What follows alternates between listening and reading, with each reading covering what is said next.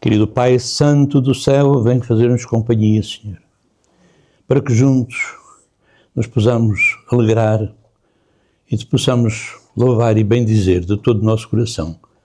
Te imploramos em nome do Senhor Jesus. Amém.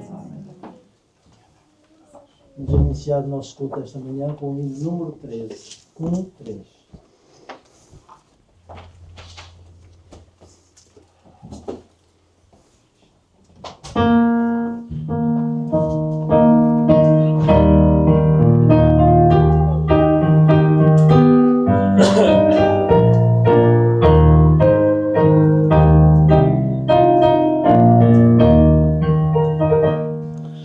Louvamos-te, ó Deus, pelo dom de Jesus, que por nós pecadores foi morto na cruz. Aleluia, toda a glória te rendemos sem fim. Aleluia, tua graça imploramos. Amém. Louvamos-te, ó Deus, pelo Espírito luz, que nos tira das trevas e a Cristo conduz. Aleluia, toda a glória te rendemos sem fim. Aleluia, tua graça imploramos. Amém. Vem-nos encher de celeste fervor, de esperança e bondade, de fé, zelo e amor.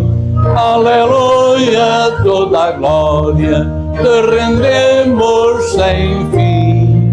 Aleluia, tua graça imploramos. Amém. Todos aqueles que o puderem fazer, vamos orar ao Senhor. Eu fico em pé porque está um bocado complicado.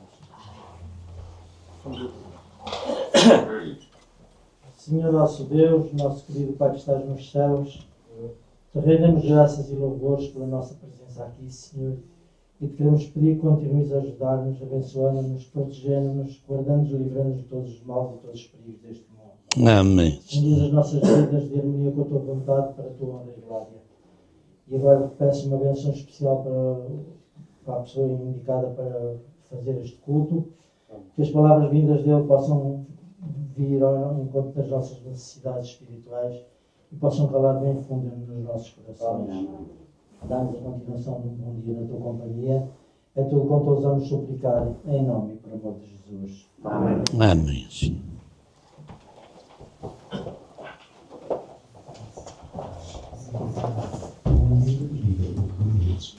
Temos aqui o templo, uma palavra. Vocês sabem o que é um templo? Vocês estão dentro de um templo, não é? Então, o que é o templo? É uma casa de Deus. É uma casa onde nós vimos adorar a Deus. E vocês sabem que para fazer uma casa, um templo, o que é preciso? Alicerces, mais tijolos, paredes, postes, janelas, um telhado, não é? É preciso fazer uma construção. E então, tudo isto foi feito com muito cuidado. Sabem porquê? Porque tudo que pertence a Deus, nós devemos ter muito cuidado. E a Bíblia diz-nos isso. Querem ver? 1 Coríntios 3,16 diz assim: Vocês não entendem que são o templo de Deus e que o Espírito de Deus habita em vocês? Então quer dizer que nós também somos um templo de Deus. Vocês já passaram na rua e viram algumas casas em construção? Já. Umas têm só 2 alicerces, outras já têm uma construção, já têm as paredes, não é? Outras faltam-lhe o telhado. Vocês agora viram com este temporal muitas casas sem telhado, não foi? É. Então, para a construção ser perfeita, o que é que vocês acham que precisa de ter? Falta-lhe o telhado. Precisa ter tudo, não precisa? Precisa ter tudo para ela ser perfeita. E então,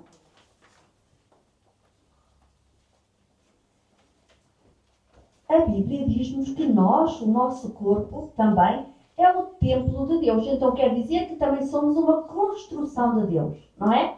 E então, essa construção, o que é que vocês acham que deve ser? Perfeita, assim, assim? O que é que vocês acham? A nossa construção, o nosso corpo como templo de Deus. Perfeita, não é? Mas há coisas que tornam o nosso corpo doente. Há ou não há?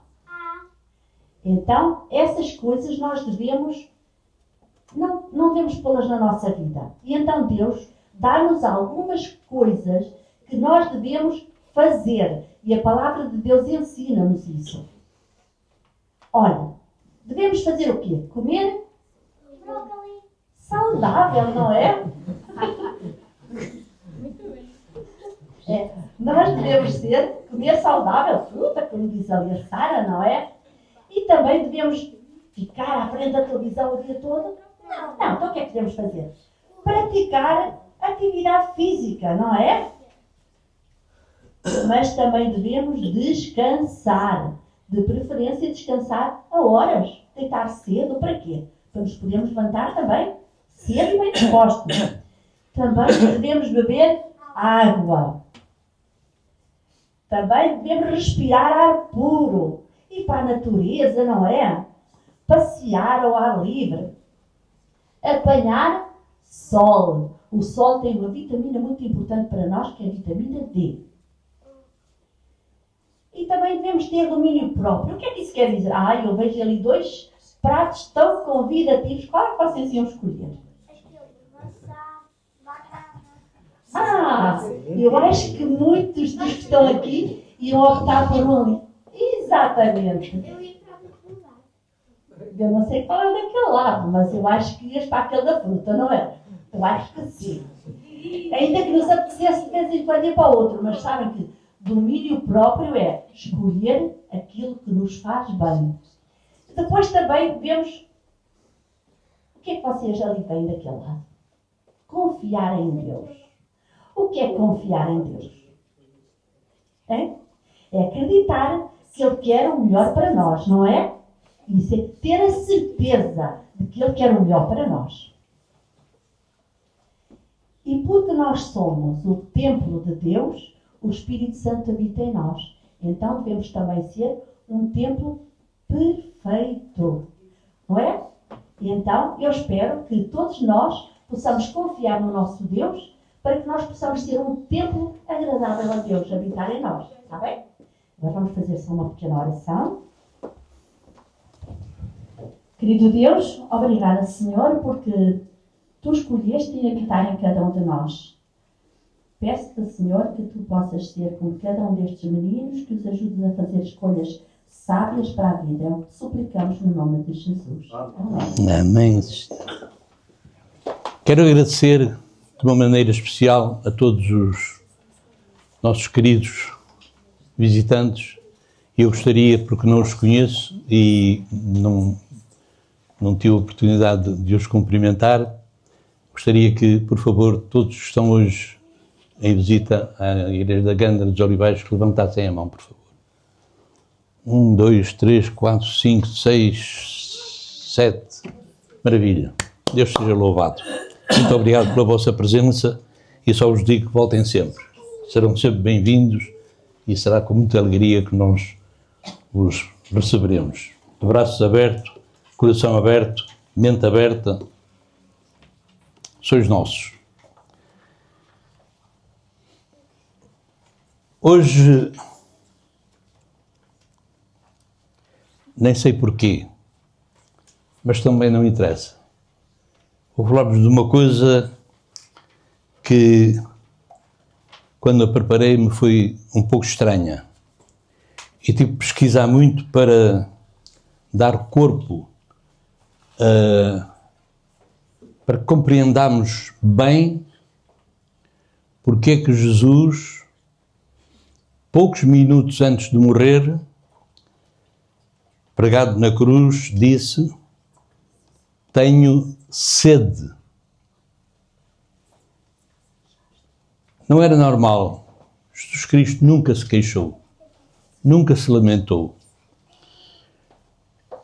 Quando nós lemos em Salmos 42, versículos 1 e 2, assim como suspira a corça pelas correntes das águas, assim por ti, ó Deus, suspira a minha alma.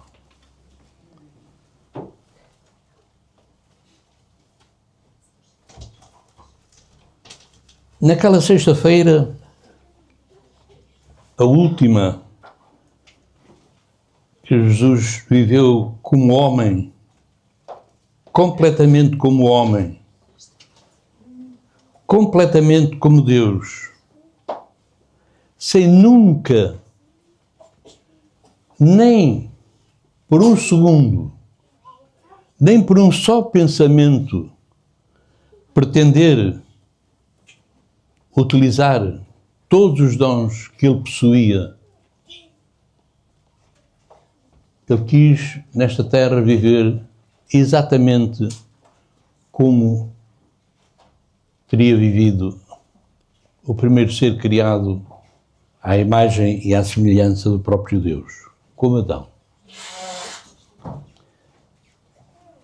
Quando nós pensamos que Jesus Cristo é Ele próprio a fonte da vida, a origem de todas as coisas, quando Ele se tornou água corrente, água sadia, pura e boa, durante 40 anos, num deserto seco, estéril. E é este Jesus que se intitulou a si mesmo Água da Vida. É este mesmo Jesus que 2 semanas antes também sentiu sede. Aproximavam-se com os seus discípulos do poço de Jacó e ali aguardou que alguém trouxesse a vasilha necessária para colher, retirar água do fundo do poço de Jacó. E quando a mulher samaritana chegou, ele pediu-lhe, para grande espanto dela, dá-me de beber. Não vamos falar sobre a samaritana hoje. Vou só dizer-vos que Jesus acabou por não ter sede, acabou por não beber, porque tão preocupado, tão desejoso estava em dar a conhecer àquela mulher a água viva, a água que tem uma fonte inesgotável, que até perdeu a sede. Mas agora, porquê que Jesus diz tenho sede? Será que nós compreendemos porquê? Nós entendemos que este grito de Jesus na cruz era perfeitamente natural. Jesus encontrava-se há 20 horas sem comer e sem beber. E estava sujeito a um sol palestino hostil, quente, asfixiante. O seu corpo estava coberto de sangue e de suor. Estava com febre provocada pelas chicotadas 40 menos uma, pelas bufetadas, pelos aqueles espinhos cravados na sua fronte sagrada com violência que lhe causaram tantas dores. E o seu silêncio foi sempre total e absoluto. Quando nós pensamos que os pregos que cravaram Jesus na cruz não eram pregos tal qual nós hoje os conhecemos, eram cavilhas bifurcadas, grosseiras, forjadas à toa, que rasgaram aqueles sagrados pés, aquelas sagradas mãos sangrando abundantemente. Então Jesus tem sede, é compreensível.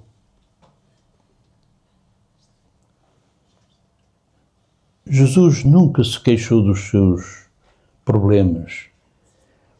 Durante toda a sua vida, Jesus teve provas, e tantas, e tão dolorosas, e a sua boca nunca se abriu. Ele fez silêncio diante dos seus acusadores, silêncio diante dos insultos vários e horríveis que recebeu, silêncio quando maltratado, silêncio quando o seu corpo ferido roçava aquelas rudes madeiras que compuseram a cruz de Cristo. Mesmo aí, o silêncio foi total. Até que, de repente, Jesus terá dito, naquela sexta-feira, muito poucas palavras. Talvez uma meia dúzia. Onde há de momento, respondendo ao sumo sacerdote Caifás, ele disse: tu o disseste. Mais tarde diria a Pilatos: eu sou. Pilatos dizia: és tu o rei? Eu sou. Ele confirmou que era. Mulher, eis aí o teu filho. João, eis aí a tua mãe. Toma conta. No auge do sofrimento, Jesus desabafou com o Pai: meu Deus, por que me abandonaste?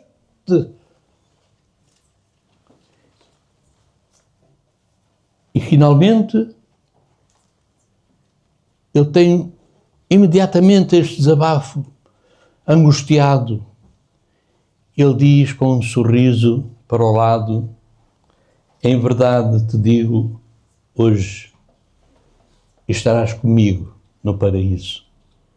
Isto referindo-se a outro crucificado que estava ao seu lado direito. Finalmente Jesus diz: tenho sede. Jesus acabava neste preciso instante de cumprir a última profecia que fora anunciada a seu respeito, curiosamente. Porque logo a seguir, Jesus disse: já com vós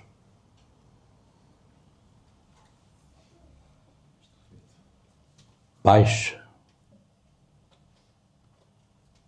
e compassada, está consumado. Inclinando a cabeça, faleceu. Quando Jesus diz: eu tenho sede,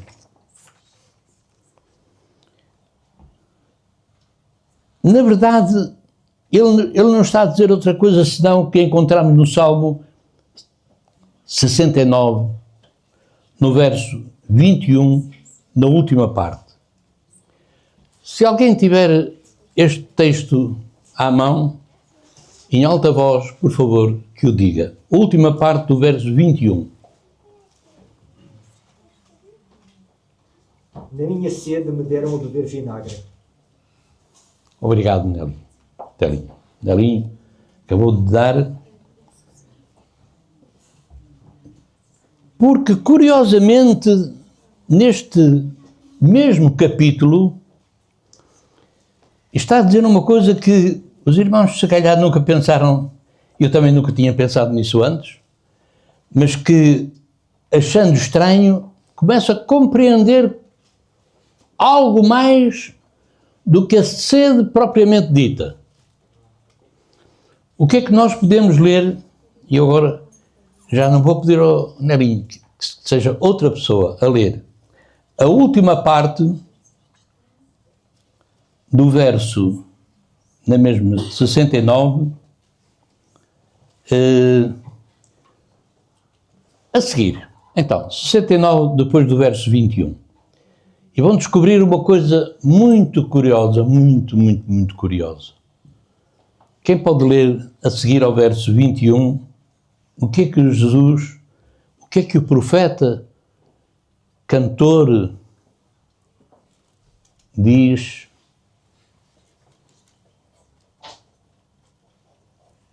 Se ninguém diz, digo eu. Esperei.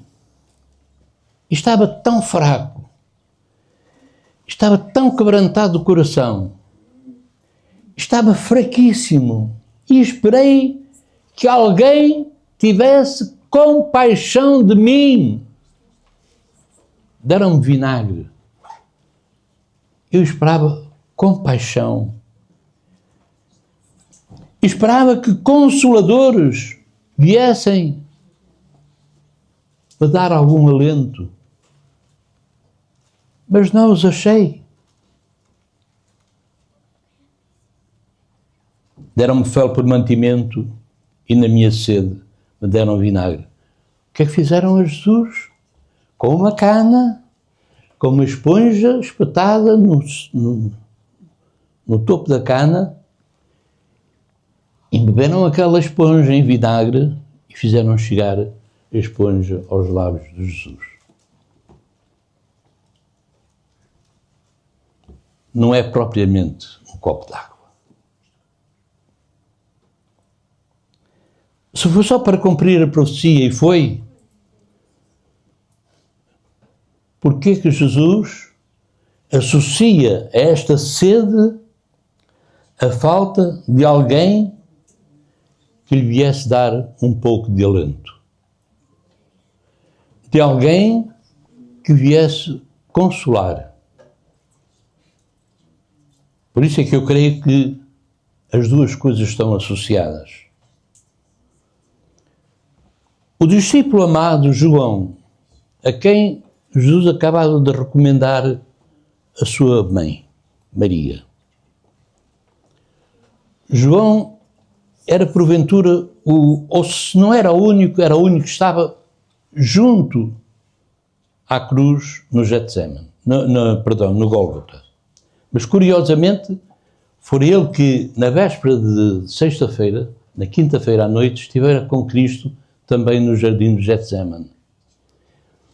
E porquê que ele estava no jardim do Getsemane? Lembram-se, irmãos? Jesus Cristo, depois da Santa Ceia, retirou-se com os discípulos para o jardim do Getsemane. Cantaram os hinos, e a um dado momento Jesus sentiu que tinha chegado o momento do supremo sacrifício. Jesus viveu o Calvário 2 vezes, irmãos. Jesus morreu 2 vezes. O Getsemane foi uma prova tão forte, tão violenta, tão cruel, tão miserável, que a Escritura diz que ele sangrou sangue pelos seus poros.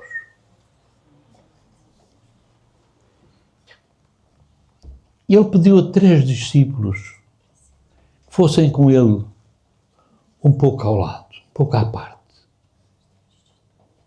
E João era um deles. E Jesus disse-lhe, chegou a minha hora. Eles não compreenderam do que é que Jesus estava a falar.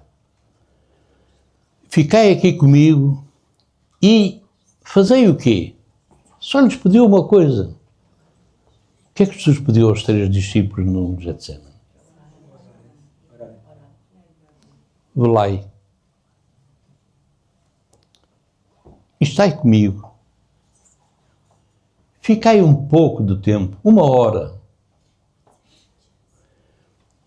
João ainda se lembra, ou lembrava na altura, em que Jesus disse, tenho sede, de que na quinta-feira à noite, a um dado momento, ele ouviu que um pouco mais distante, de onde estavam os 3 para estar com Jesus, para lhe fazer companhia, para lhe dar algum apoio, ainda ouviu Jesus Cristo pedir ao Pai, Pai, se possível, passa de mim este cálice amargo, este cruel. Mas depois adormeceu.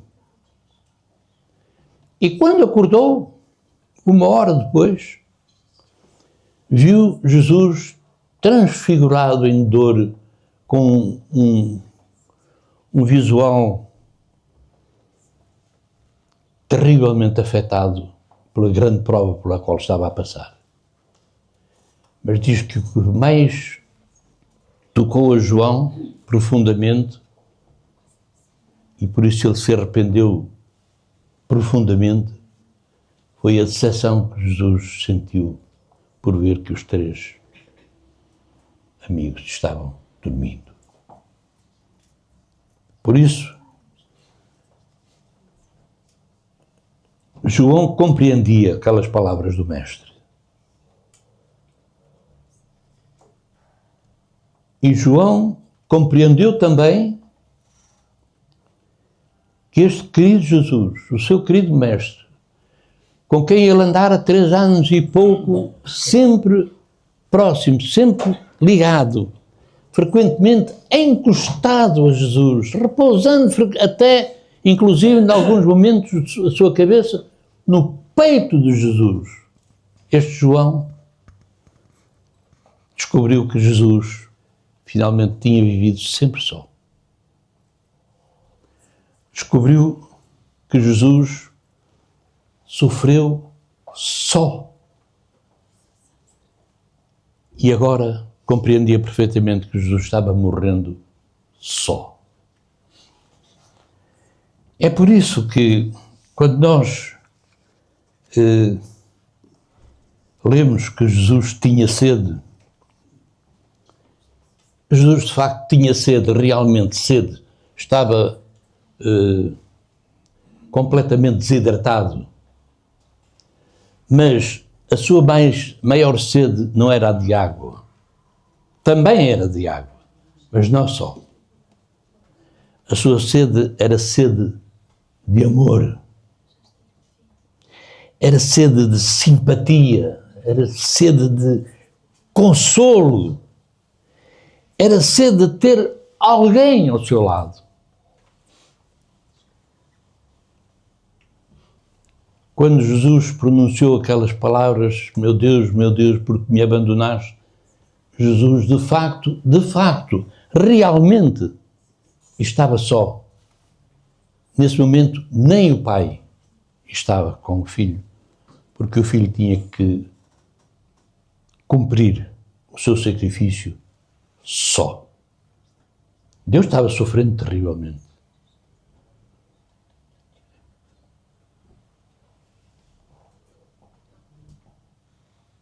O Espírito de Profecia diz-nos que os anjos estavam tão aflitos, chorando, desesperados por ver o seu comandante a sofrer tanto, a ser tão vilmente enxovalhado, humilhado, castigado às últimas consequências, que se ofereceram a Deus para ir substituir o seu querido comandante.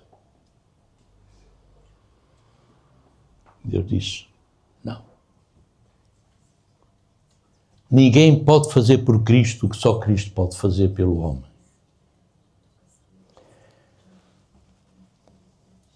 A sede de Jesus é também a sede de Deus.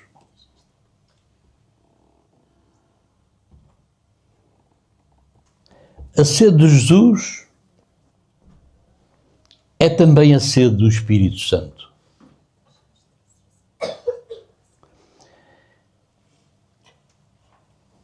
Quando João diz que o Pai amou de tal maneira ao mundo que deu o seu Filho unigênito para que todo aquele que nele crê não pereça, mas tenha a vida eterna, ele estava pronto para um supremo sacrifício, o próprio Pai.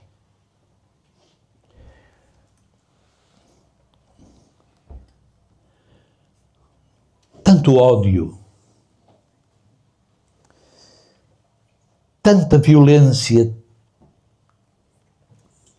tanta indiferença para aquele que for enviado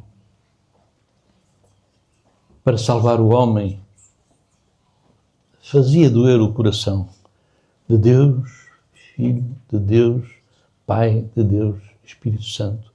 A Trindade sofria, todo o universo sofria, os anjos sofriam.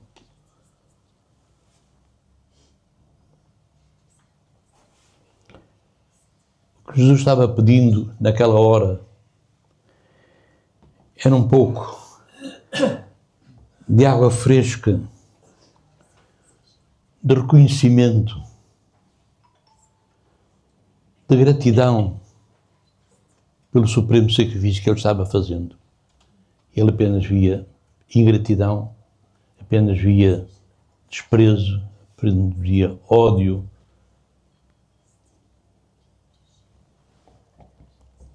Nós vamos falar de Satanás hoje. Satanás daquele dia estava feliz. Foi o dia mais feliz de Satanás, foi quando ele viu Cristo sucumbir na cruz. Só que nem Satanás compreendia o alto significado daquele gesto.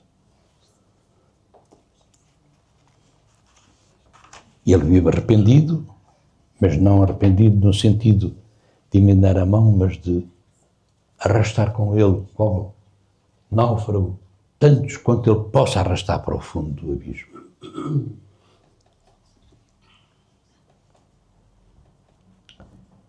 Agora,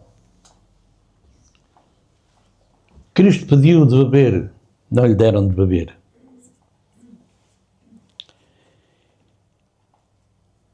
E a sede de Jesus continua, hoje ainda. Como assim, René? Jesus ainda tem sede? Jesus ainda tem sede. Porque a sede de Deus ainda não foi completamente saciada.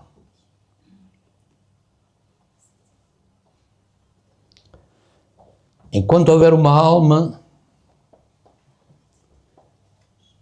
que esteja disposta a entregar a sua vida a Cristo, a sua sede não será completamente satisfeita. Há bocadinho,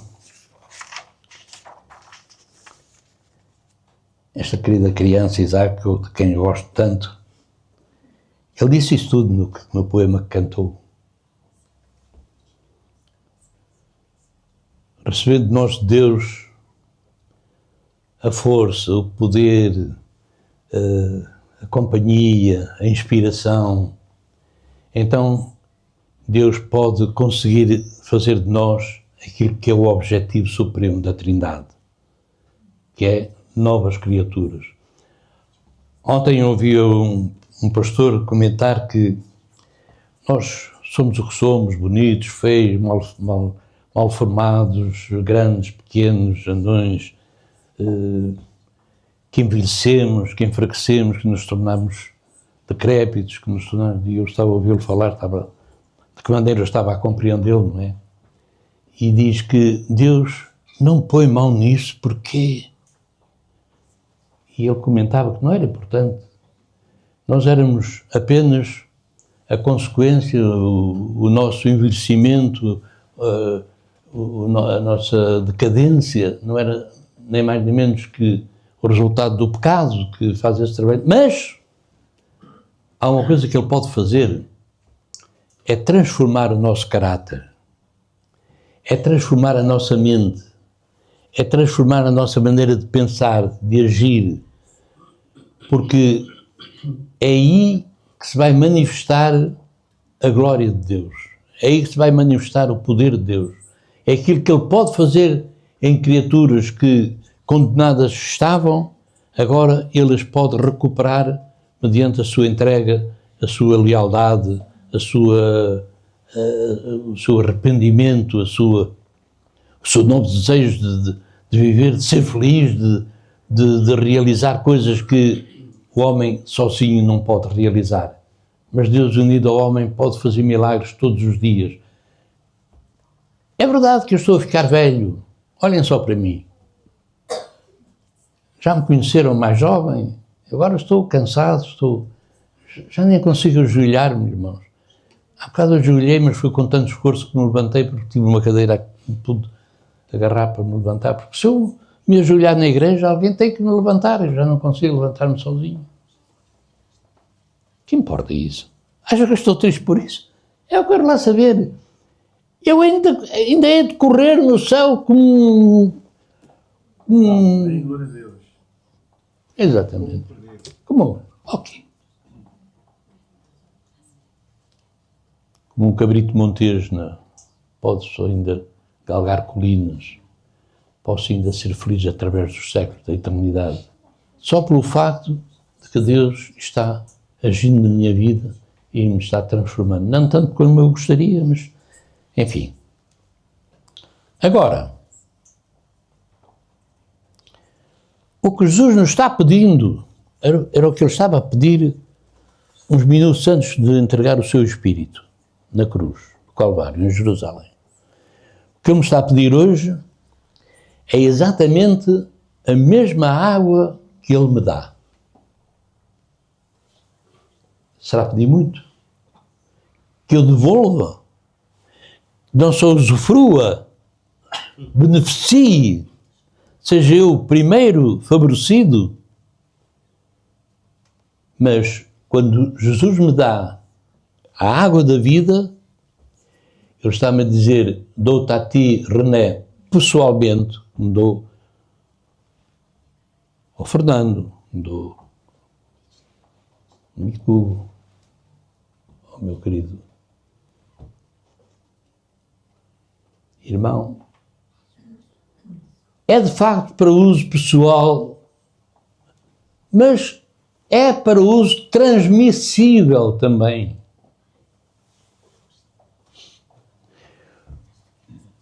O que Jesus me está a pedir é que eu tenha o mesmo olhar de simpatia com que ele olha para mim. E que eu tenha esse mesmo ar de simpatia para com os meus irmãos, para com os meus próximos, ou os menos próximos, os longínquos mesmo, ou até os ateus e os malvados juntos. Porque Jesus não fazia distinção. O que ele me está a pedir é que eu me enterneça de terna compaixão por aqueles que estão ao meu lado e sofrem. Eu não sou médico, não sou enfermeiro, não tenho nada a não ser um chá de tília, né? Pouco posso fazer. E Jesus de me dizer, faz por eles, por esse, aquilo que eu fiz por ti.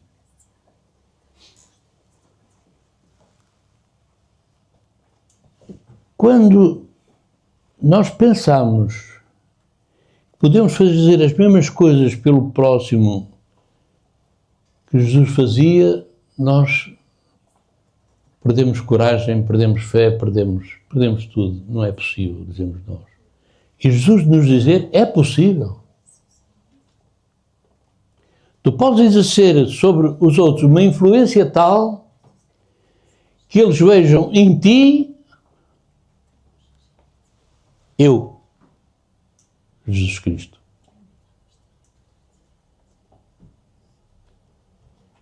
Então, mas será que alguém olhando para mim pode ver Jesus? Ai de mim, se quem olhar para mim não puder ver Jesus, irmãos. E aí então nós começamos a compreender a nossa responsabilidade.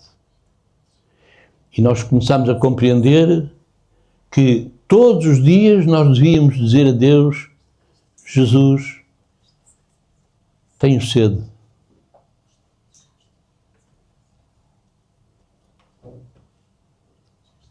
Porque se Jesus não me der a mim, como é que eu posso dar aos outros?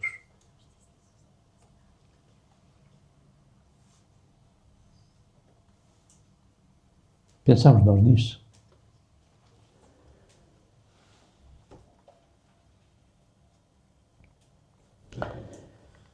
Em Mateus 28, 19, Deus dá a comissão aos discípulos. E eu sei que todos sabem de cor aquilo que Jesus recomendou. Eu só vou dizer a primeira palavra e os irmãos estão imediatamente a memorizar o resto. Ide!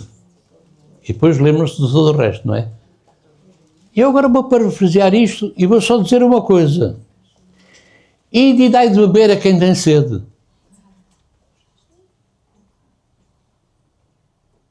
É pedir muito. Não é pedir nada de mais. Agora, o que é que nós vamos levar aos outros? Qual é a qualidade da nossa água? Qual é a qualidade do nosso testemunho?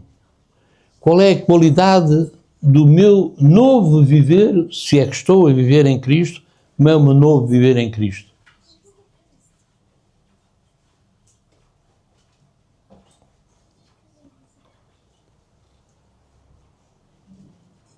Vou-vos dar um testemunho, não é meu.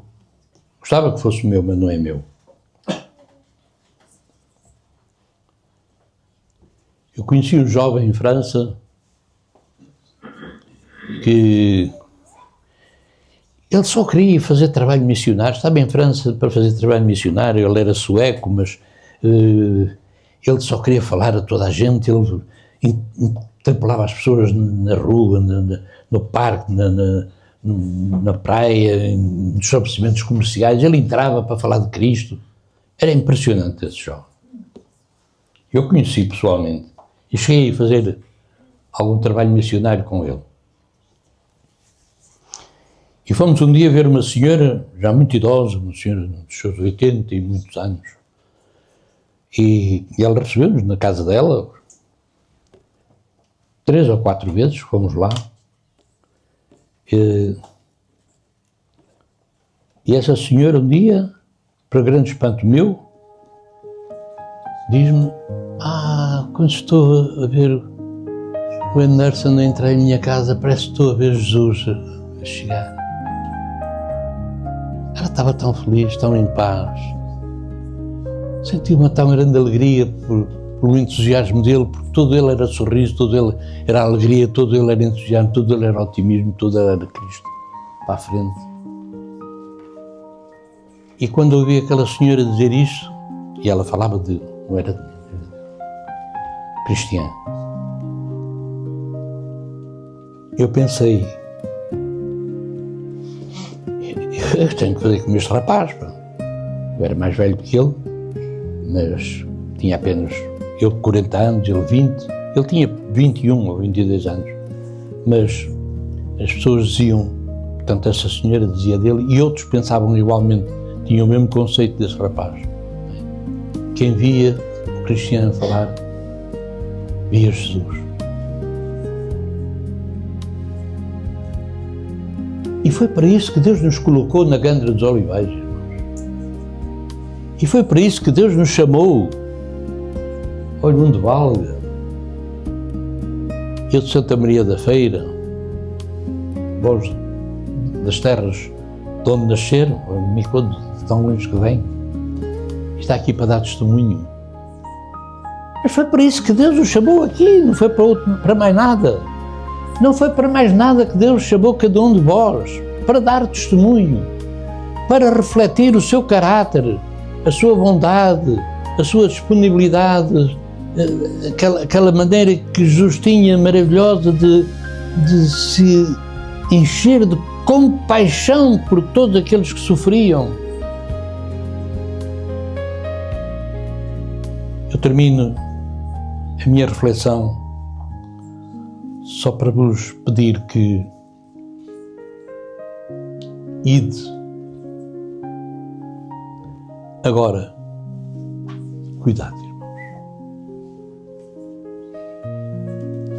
Ide se tiverdes água para oferecer. Para oferecer vinagre é melhor ficar dentro de cá porta e não ir a lado nenhum, nem falar a ninguém, nem dizer a ninguém que somos o que é que seja. Só podemos dar o que recebemos. Se não temos, ficamos calados. Deus os abençoe.